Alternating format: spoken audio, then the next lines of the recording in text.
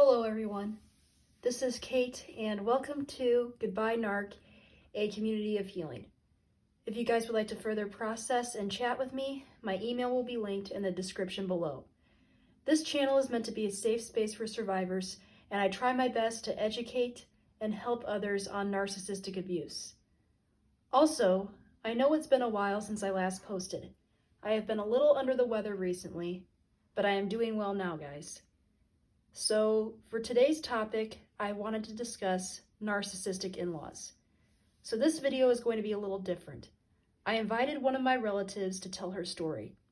So she will have the spotlight in this video. So here she is, and welcome to Goodbye Narc. Thank you, Kate. My name is Laura, and I've been married to my husband for 25 years now. But let me start by giving you a little bit of background information. When my husband and I were married for 7 months, so we'd only been married a total of 7 months, my mom was diagnosed with lung cancer, and her oncologist predicted that she would only live for 18 months. Well, I had lost my father to cancer when I was 13. And my mom never remarried, so she was single for all those years.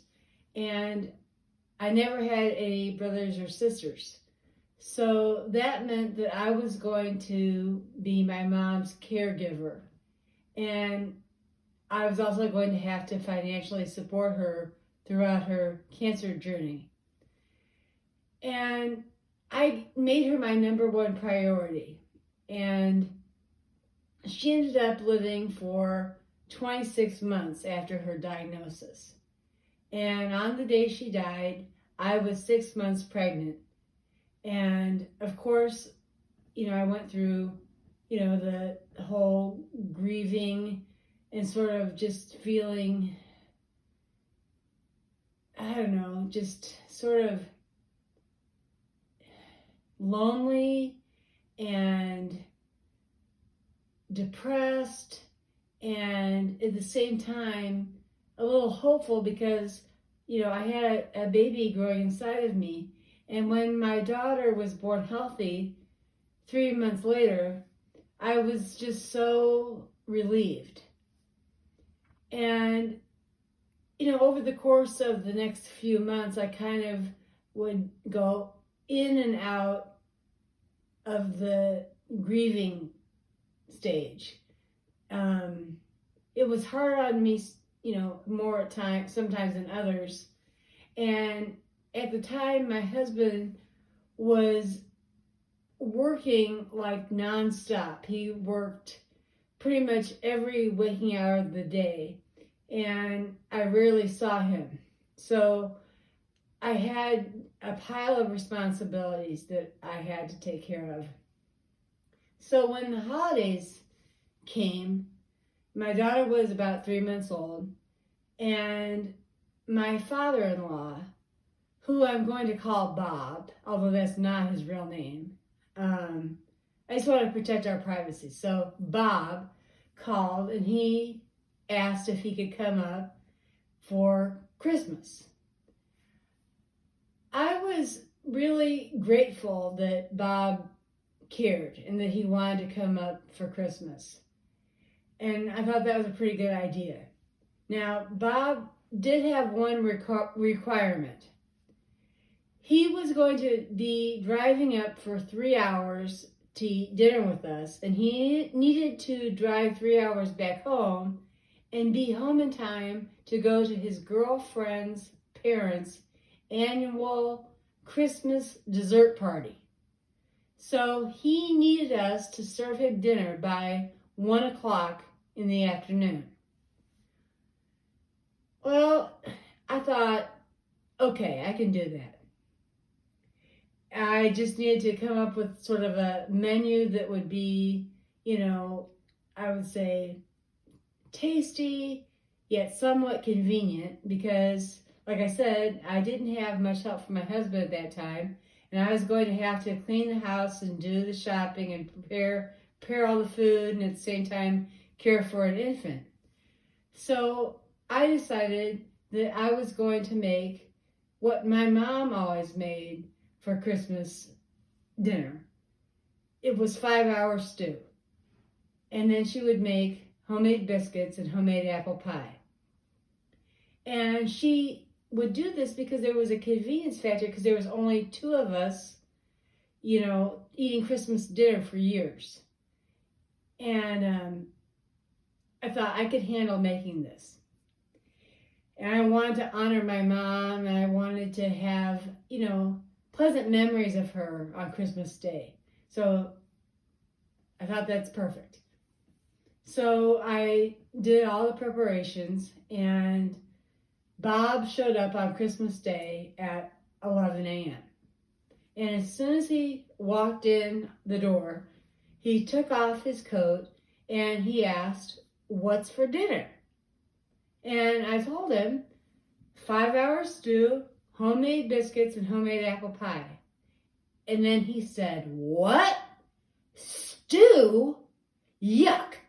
Why would you serve me that? Where's the baked ham and cheesy potatoes?"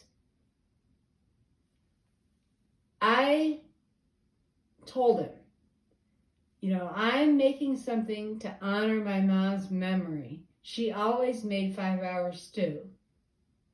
And I walked away, and I walked into the kitchen to just get away from him, and I just wanted to maybe just do a few things, get some dishes out and start, putting the, packets of silverware together. I needed to be alone for a minute. My husband stood there silently with Bob, his dad, and then my husband walked into the kitchen. He came over and he gave me a hug because he knew that Bob had acted obnoxious, and my husband just kind of felt bad. And he wanted to support me.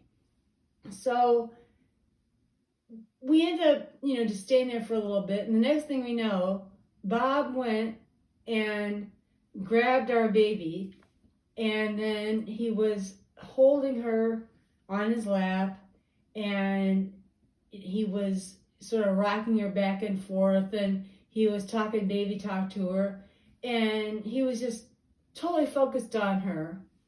And that was okay because I really didn't want to talk to her. So finally, when it's 1 o'clock and the stew was ready, and we put it on the table and we were ready to eat, Bob came over, sat down, told me that the stew smelled good and didn't look too bad. And he took a bite and he seemed satisfied. And then he said, "Well, guys, I really wanted to ask you a question. Why didn't you invite my girlfriend to your wedding?" Well, I was stunned because by that point, my husband and I had been married for 39 months, and he had not asked us this question in 39 months. Instead, he waits for Christmas Day, a couple months after my daughter was born, and 6 months after my mom passed away. And I couldn't figure out why he would do that. And, for a second, I'm trying to figure out what his intentions were. And then I'm like, no, you know what? I'm going to answer him. And the answer was, when my husband and I dated, I lived only a half a mile from Bob. And I used to walk past his house every day because I was trying to get in shape, and I would walk 2 to 2.5 miles a day in this gorgeous neighborhood full of custom homes, and that's where Bob lived. But the thing was, Bob never invited me over to meet his girlfriend. I dated his son for like a year and a half, and then I was engaged to him for like 9 months or something. And in all that time, Bob never once introduced me to his girlfriend, despite the fact the girlfriend only lived about 5 miles from us. So, you know, she was over at his house all the time, and they were going out to eat at different restaurants all over town. I mean, he never invited us over for a barbecue. He never asked us to go out to dinner with him at a restaurant. He made no attempt. So I said, why would I invite a stranger to my wedding? And Bob became silent. And then when he was done eating, he left to go to his girlfriend's parents' annual dessert party on Christmas night. And I just decided, you know, I've gone through a lot in the past several months, and maybe, you know, I misinterpreted him somehow, or maybe, you know, I'm misreading this in some way. And I just didn't want to, you know, have a negative opinion. You know, I didn't want to think he was nasty or toxic. I just was like, I'm going to basically let this slide. So 3 years later, he wanted to come up for Christmas again. And at that point, I'd had my second child, a son, and my son was 2. And, you know, we told Bob, you know, you can come up for Christmas, but we've already agreed to have your ex-wife. I'm going to call her Anna. That's not her name, but we're going with Anna. So we agreed to allow Anna to come up. So if you can deal with Anna being there, you're welcome. So he said, yeah, he'd love to come, that he had no problem with Anna. And the only thing that he required was for us to serve him dinner at 1 o'clock so that he could get back in time for his girlfriend's parents' annual Christmas dessert party. And, you know, we agreed to it. Now, this time, I decided that I was not going to be serving him stew. And he'd already told me before what he wanted, the baked ham and the cheesy potatoes. And, you know, honestly, Bob grew up on a farm, and he was used to sort of the farm fixins. You know, so I was going to make, you know, the baked bean casserole and the homemade cornbread and the pineapple upside down cake and all this stuff that his mom had always made. And I wanted to satisfy him. So I did, again, all the preparations. You know, I did the shopping. I spent a lot of money on the meal, cleaned the house, you know, got the kids ready, and I went full force into preparing the meal.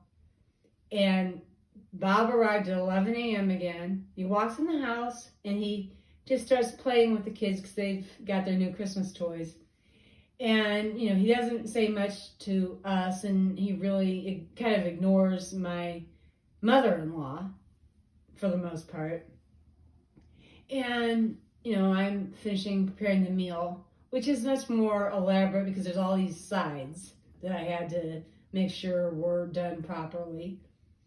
And finally, around 1, we sit down at the kitchen table to eat our Christmas dinner. And it was a bright, sunny, clear day. And it was beautiful. So we're all sitting around the table, and we were about 3 or 4 bites into the meal. And I noticed that Bob is staring at my 2-year-old son. And so I thought he's going to say something nice about, this toddler who, the last time Bob had seen him, he was more of a baby. But now, he was really a toddler who was interested in kind of like playing with toys, and he talked more, and he was, engaging sort of more like a little boy than a baby. So I thought he was going to say like a compliment, or, say something funny or cute about him. And so I was waiting, and Bob continued to stare at him. And finally, the other adults, my mother-in-law and my husband, are starting to notice that Bob's staring. And so they're staring at Bob, stare at my son. And then Bob says, I'm sorry. I just can't believe that my grandson would have blue eyes. With that, my husband got up from the table. He grabbed his plate, his napkin, and his silverware.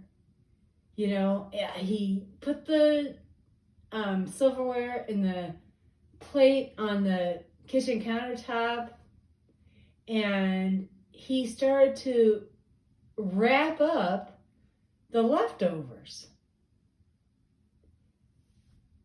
And of course, like I said, we were only like 3 or 4 bites into the meal when all this transpired. So none of us had really eaten anything. We had full plates. But the meal was over. And my mother-in-law and I were both shocked, because my father-in-law is a professor at a Big Ten university. He has a doctorate in a science field, and he's written several books, and he's traveled around the world speaking on various topics. He's an expert in his field. So he knows all about recessive genes. Plus, he knows that his own brother, Bob's brother, has blue eyes. So blue eyes is a recessive gene in Bob's family. And I have blue eyes, so it totally makes sense that one of my children would have blue eyes. So he didn't say that because he truly didn't believe it was possible. He said it because he wanted to create chaos on Christmas. And the other thing is, he had cheated on my mother-in-law throughout their marriage. And, with various women. It wasn't just with one woman. It was various women that he had met because he was in a band. And also, he had been on a lot of, I would say, research projects where he'd met graduate assistants and that kind of stuff. So he honestly was never committed fully to his wife. And so I feel like, he was trying to imply that somehow I cheated on my husband and that our son was a bastard. It's like he was trying to blame me sort of for the things he had done. And none of us could talk to him. And he happily got up from the table and he's like, "Come on, kids, let's go play." And while we cleaned up the dishes and,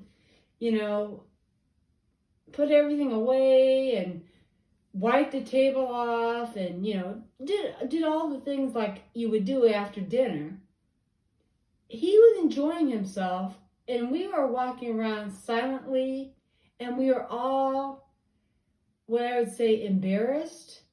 My husband was humiliated, and I was downright mad. And Bob ended up leaving happily to go off to his dessert party. And I'm telling you, at this point I knew he's toxic, but I don't understand why. And I don't know why he was picking on me. So let's be real here. A lot of times narcissists marry narcissists, and the marriages never work out. I really didn't know my mother-in-law was a narcissist. I'd always kind of felt sorry for her because he had cheated on her so many times, and then he took all the money they had and built himself a custom house, and she was left with nothing.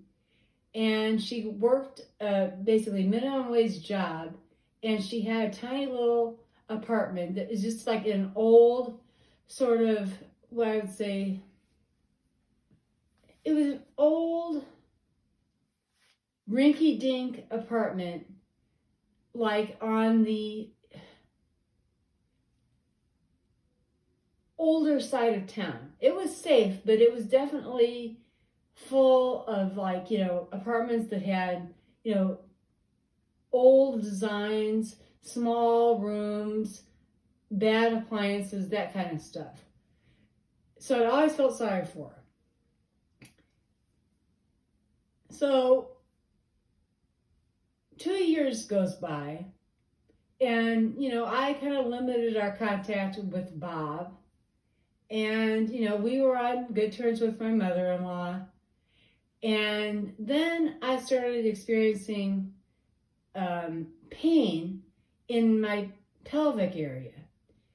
And I then bled somewhat. And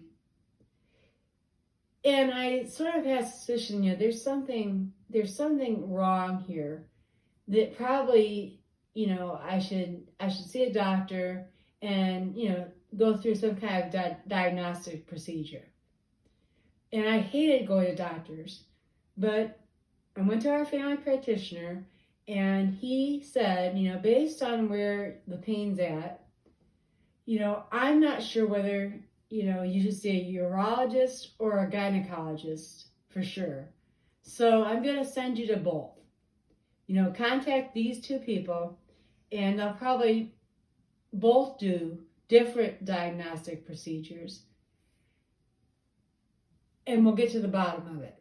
So I contacted both the doctors he recommended, and over a 3-month period, I kept going to these doctors and having different procedures done to diagnose what was wrong with me. And every time I went through a procedure, they would contact me and say, well, whatever it is, I don't see it. And so it must not be in the area I specialize in. So go consult the other doctor.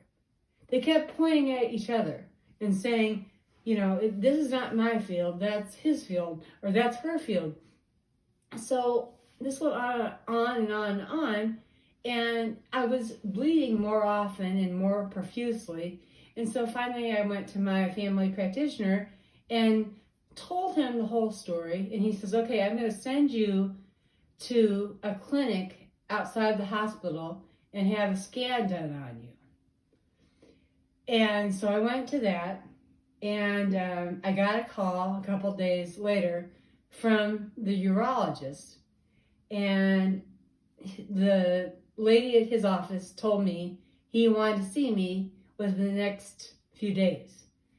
So we went over there, and as soon as we got in his office, he came in and said, you've got a tumor growing near your ureter, and I believe it's a malignant tumor because of the way, it's growing. And I want to do surgery on you in 3 weeks when I get back from my pre-scheduled vacation. Well, now you can only imagine, after I witnessed 2 parents die from cancer, how I responded to this. I'm going to say, I was willing to go through the surgery, but I was so scared. I was sort of beside myself. I couldn't eat. I couldn't sleep. I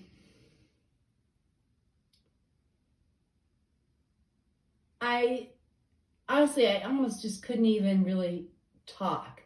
And then I just break out in tears, just very suddenly. It wasn't like I would be able to control it. It would just tears would just start streaming down my face.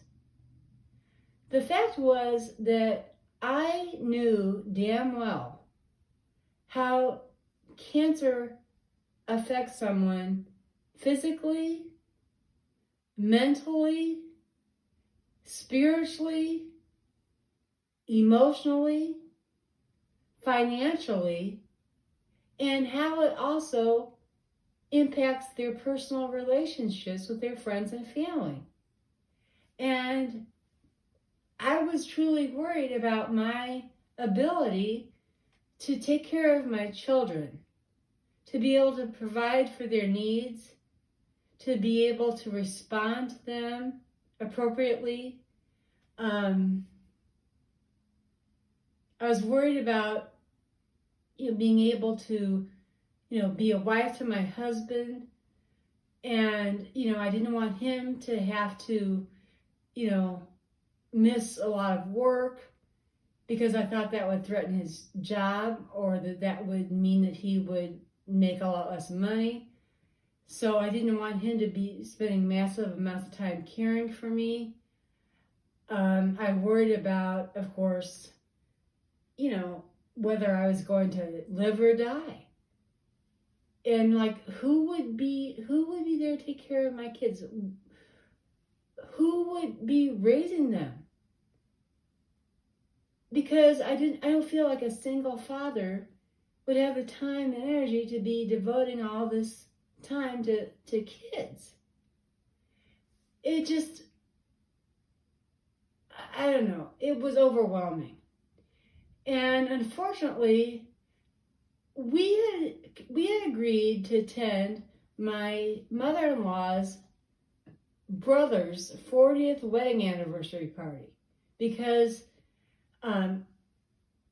my husband's cousins were throwing that kind of party for them, and they had invited us months earlier, and they had asked people to confirm whether they were coming, and they also asked what would you prefer to eat, and was it steak or chicken, and how many will be attending.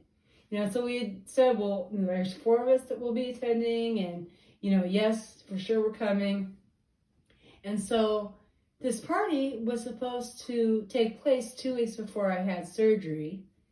And, I really felt like I shouldn't attend the party, because I was just emotionally drained. And I didn't want to be breaking out into tears at this party, or unable to talk to people, or have a sad, forlorn look on my face. I don't want to be the center of attention at somebody else's party. So I told my husband, I don't think we should go.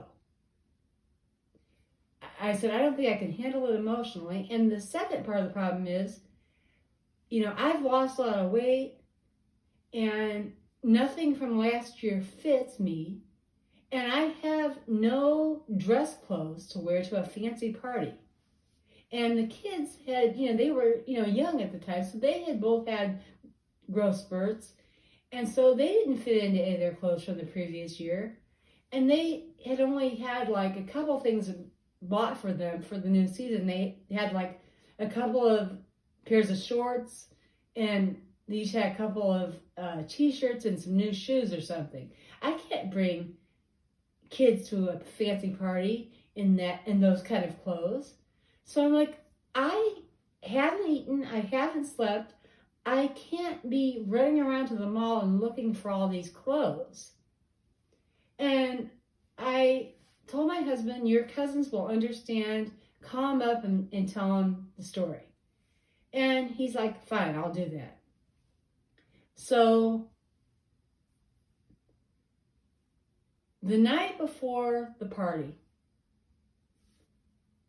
my husband came home from work at 6 o'clock, and he says, are you sure you don't want to go to the party? And I'm like, yeah, I'm not in control of myself emotionally. I haven't eaten, I haven't slept, I'm exhausted, and I don't have the time or energy to go out now and buy, formal, elegant clothes.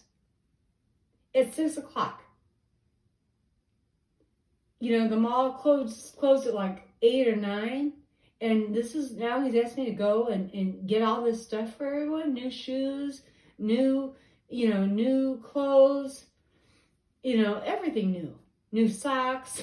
Like, that's a lot of work, and it's all running around at the last minute. So I said, I can't do that. And I know that your family would understand. I'm having a tumor removed in a couple of weeks. And so he didn't say anything. He's like, all right. And so, that night we stayed home and he ordered a pizza or something. And then a couple of days goes by, and then he tells me, my mom, stayed in the suburb where the party was thrown. And she just hung out with the relatives who had flown in from, all over the U.S. to attend the party. And so she'd had a really good time catching up with, sort of a niece that she hadn't seen in years, and like some old friends. And he said she wanted to stop by our house on her way home so she could tell us the stories. And I was like, yeah, that's a good idea. So she came, and, she spent a couple hours telling us all about, what was going on with her niece and her niece's new husband, and showing us pictures of different people and telling us stories about, the people she talked to, and sort of, every little detail, what they ate, the music that was playing and who had danced, and sort of like some funny stories of things that happened. And she just had a really pleasant time. And, we enjoyed hearing the stories. And so Anna, my mother-in-law, got up to leave the house. And, I said, well, goodbye. We'll see you in 2 weeks. Because she had agreed to watch the kids while I had surgery. And so as soon as I said, see you in 2 weeks, she turned back around and she basically rushed back to where I was standing. She put her hands on her hips and she put her face into my face, and she yelled at me, I'm not watching your kids.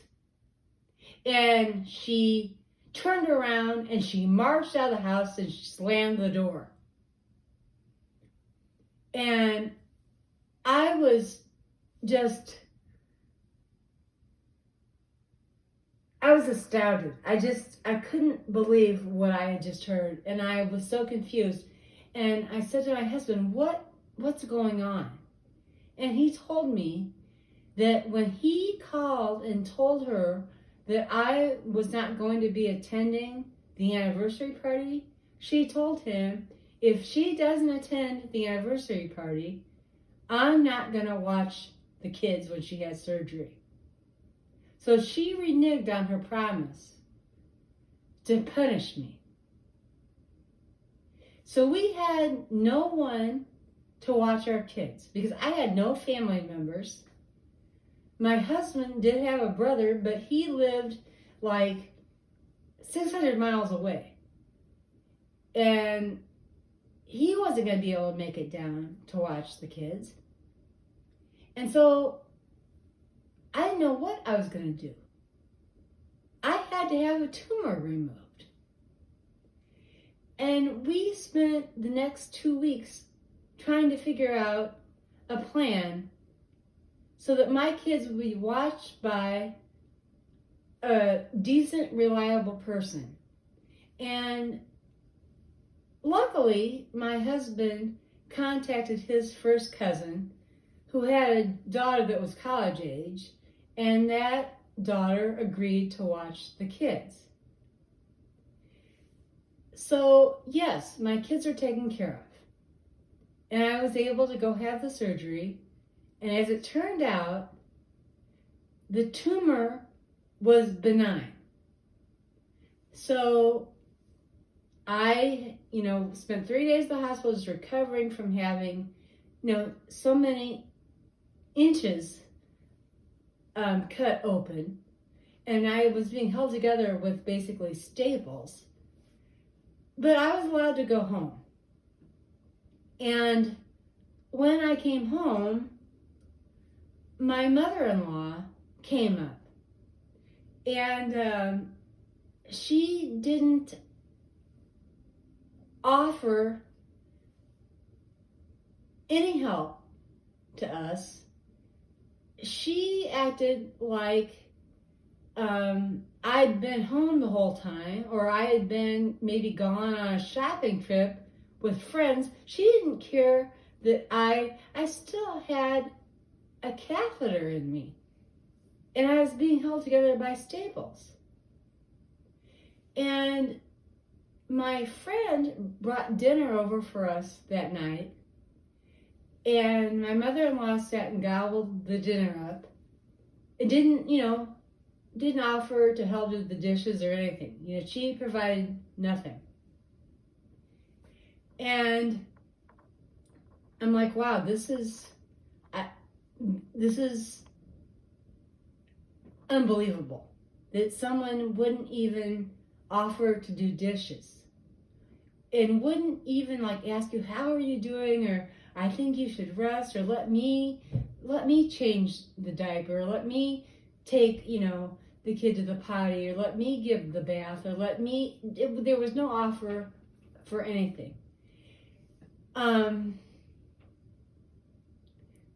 But that's not where it ended, because it was about a year and a half later, we went out to eat one night because she was supposed to come up for Christmas, but there was a major blizzard. And so she had to wait until after New Year's to come up. And my husband was like, well, we already did the big dinner for just our family, and we had spent a lot of money on groceries and spent all these hours cooking all this stuff. So he's like, it would just be nice to be able to just go out to dinner. So we took Anna and the kids to a really nice restaurant, and we're sitting there and we're eating, and she was kind of talking on and on about Thanksgiving, and we were kind of confused a little bit about what she's blabbering, and it didn't make a lot of sense. Then finally we put together that she had gone and spent Thanksgiving with her entire family and my husband's brother and his wife, and they had all gathered together. And my husband had not heard from his mother anything about that gathering until then. She'd never mentioned, I'm going to go visit everyone, and Wade's going to come up, and he's going to also have, Thanksgiving dinner with us. There was no information provided. And so I asked her, it's like, well, why didn't you tell us that you guys were all getting together for Thanksgiving? And then she turned to me and she said, well, you didn't come up the last time you were invited to something, so why would we invite you this time? I'm going to tell you, that was the end. We got in the car, we had to drive her back to our house, but we told her, you are going to leave as soon as we get home, and you're not going to see our children ever again. And she got her stuff together, and she had all these Christmas presents that we had bought her and presented her with. And so she's carrying down her luggage that she had packed, and then all these boxes of Christmas presents that we had given her. And she drove out of the driveway, and my husband was really upset, that it's like, oh, it's kind of like icy conditions tonight, and it's, getting later. And so, she's got to be driving, on the back roads in icy conditions. So he called to make sure that she got home. But we were up all night, just bamboozled by her behavior. And quite honestly, we've never talked to her again. I'm going to tell you that I should have set boundaries. I should have set my own priorities. And I shouldn't have allowed these people to see my emotions, because they would do things purposely to create chaos and to create, major disturbances, because they like the idea of seeing us upset. And when you don't allow them to see your emotions, you're taking power away from them. And narcissists need to be powerless. I'm thankful to be able to share my story, and I wish the best for all of you. Thank you, Laura. If you guys can relate to this video, please share your thoughts and experiences in the comments. Please like and subscribe, and I will talk to you guys very soon. Take care.